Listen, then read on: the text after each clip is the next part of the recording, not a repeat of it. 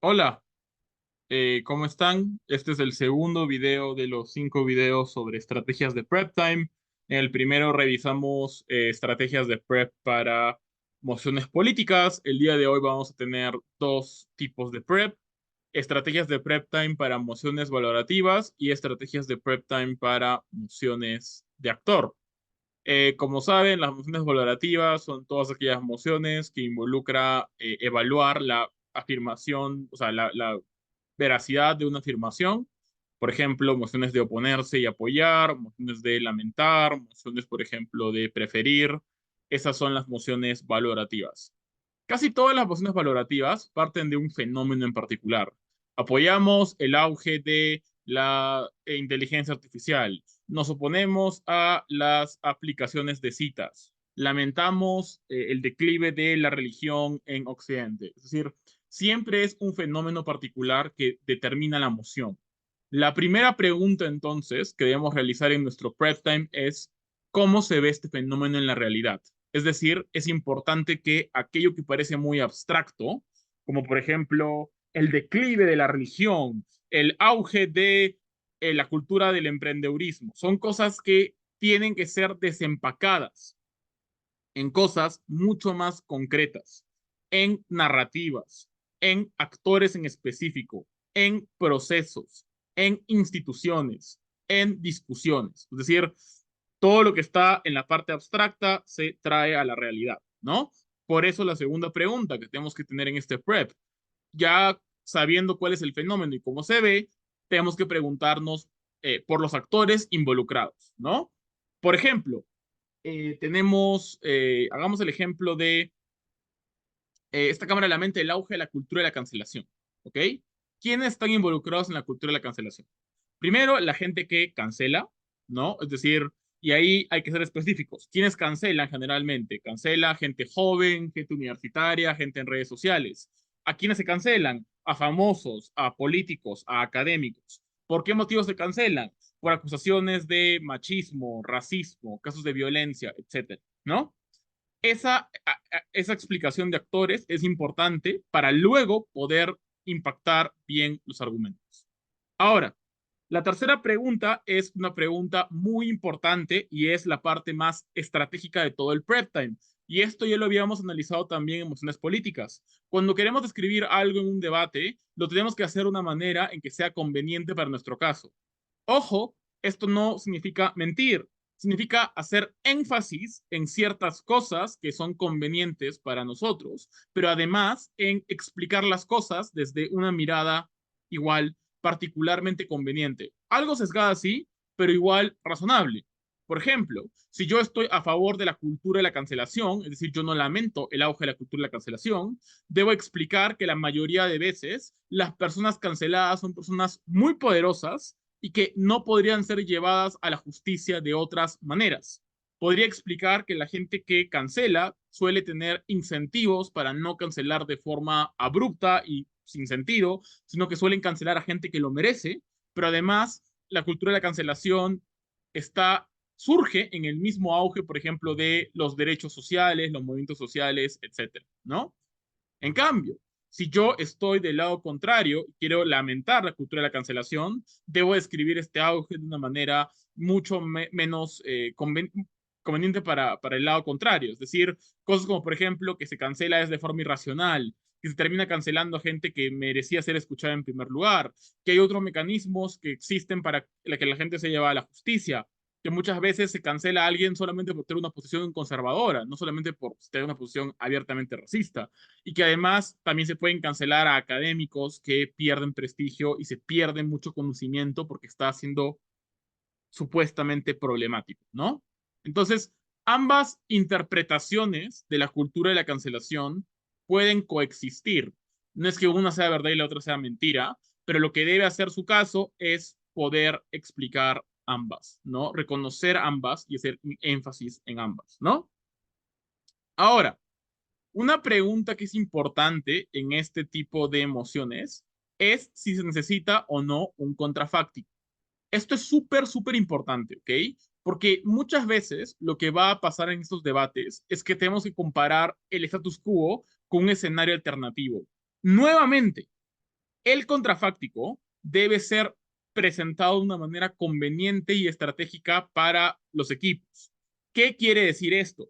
Quiere decir que tenemos que justificar, por ejemplo, somos el lado que lamenta, el lado de gobierno, por qué el contrafáctico no tiene los daños exclusivos que tiene más bien la medida de gobierno, de oposición. Es decir, la diferencia exclusiva entre el mundo actual y el mundo sin auge de la cultura de cancelación, por ejemplo, es más justicia para gente que está siendo acusada, mejor información que llega a las personas, criterios más objetivos para cancelar o no a alguien que no dependen de lo que dice el pueblo, sino depende de una institución formal. Es decir, se habla de todas aquellas cosas que son exclusivamente positivas en un mundo donde la cultura de la cancelación no existe. En contraste, lo que tienes que hacer en el mundo de oposición es tratar de explicar que el contrafáctico tiene daños exclusivos, ¿no? Gobierno quiere probar beneficios exclusivos o tiene que hacer énfasis en los daños exclusivos del contrafáctico. Por ejemplo, mira, va a existir como muchos casos de gente que está impune, gente poderosa que puede pagar para nunca ser llevada a juicio, gente que tiene mucho prestigio y que puede hacer lo que quiera, daños que ya son materiales, es decir, muchas de la cultura de la cancelación es una forma de disuasión. La gente no se atreve a hacer algo porque saben que hay el riesgo de que sean cancelados, ¿no? Entonces, nuevamente, una vez que he identificado cómo se ve el fenómeno y lo describo de una manera conveniente, si lo lamento o lo apoyo, si lo prefiero o no lo prefiero, lo siguiente que tengo que hacer es preguntarme si hay un contrafáctico y reforzar dicho contrafáctico. Nuevamente, esto también aplica para las mociones de mundos, donde también hay que comparar muchas veces un mundo nuevo con el status quo. Tengo que hablar de cómo se ve este nuevo mundo, ¿no? Esta cámara prefiere un mundo X, cómo se ve este mundo, qué actores van a estar involucrados, de qué manera lo describo para que sea conveniente a mi caso, cómo, cuál es la diferencia exclusiva entre este mundo y el status quo, etcétera, ¿no? Una vez que tengo esta comparación muy clara entre el escenario de gobierno y el escenario de oposición, ya pienso en los principales impactos. Y lo importante en estas mociones es que casi siempre suele ser necesaria una explicación muy fuerte de ponderación, porque dado que estamos evaluando un fenómeno, ¿no? Lamentamos o apoyamos algo, tenemos que tener un criterio bastante claro sobre por qué lo lamentamos o lo apoyamos. ¿Cuál es el criterio para lamentar la cultura de la cancelación? ¿Es la justicia? ¿Es la proporcionalidad? ¿Es los daños irreversibles? Es decir, hay que dejar muy en claro el criterio de ponderación al final del caso para presentarlo también en nuestro encuadre. Esas son algunas como líneas centrales en un prep de emociones valorativas. Las emociones de actor, creo que todas aquí las conocemos, son aquellas emociones que parten desde la perspectiva de un actor en particular. Ojo, vamos a hacer algún taller sobre emociones de actor más a profundidad. El único consejo que les digo es que una emoción sea de actor no quiere decir que es una emoción hiper sesgada donde el actor sea una persona irracional o algo así. Eso casi nunca es cierto, ¿no? Sobre todo porque muchos actores son personas con el conocimiento de un votante informado promedio o incluso mayor, ¿no? Como un político, como un gobierno, etcétera. Entonces, no es como que la información que tenga un actor siempre sea muy limitada.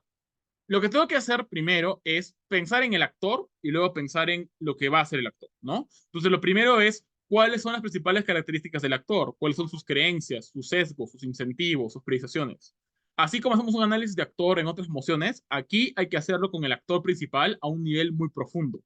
Y debo preguntarme cómo estas características se vinculan con la emoción. Es decir, si la emoción es esta cámara, cómo Vladimir Putin abandonaría la guerra, por qué las creencias de Putin, por ejemplo, el deseo nacionalista o el deseo de trascender como un líder en Rusia, lo puede motivar a seguir en la guerra contra Ucrania, ¿no? Entonces, nuevamente, aquí tú puedes, una vez que has identificado las características y cómo se relacionan con la emoción, tú puedes caracterizar convenientemente al actor. ¿Qué quiere decir esto? Nuevamente, así como en el encuadre, en el problema, emociones políticas, así como en el análisis del fenómeno, la caracterización del fenómeno, emociones valorativas, la los criterios del actor y cómo se caracterizan también pueden tener un cierto grado de sesgo a tu favor. Es decir, yo quiero caracterizar a Putin como un actor que nunca se rinde, que claramente prioriza la lucha de Rusia por encima de otras cosas, que está dispuesto a sacrificar cosas por el bien de esta guerra, bla, bla, bla, ¿no? Ahí podemos involucrar los sesgos o criterios subjetivos que tiene el actor, ¿no? Entonces, la pregunta que tengo que hacer es, ¿hay algún criterio subjetivo que haría que particularmente el actor tome una decisión con más fuerza? Pero, a su vez, ¿hay algún otro sesgo o criterio subjetivo en el otro lado? Es decir, parece haber un criterio, un sesgo que hace que Putin quiera estar en la guerra, pero ¿podría oposición identificar otro sesgo que más bien motive a Putin a no estar en la guerra? Esa es la pregunta que tenemos que responder para que la moción funcione, ¿no? Identificar estos sesgos y explicar cómo podemos lidiar con esos mismos sesgos, ¿no?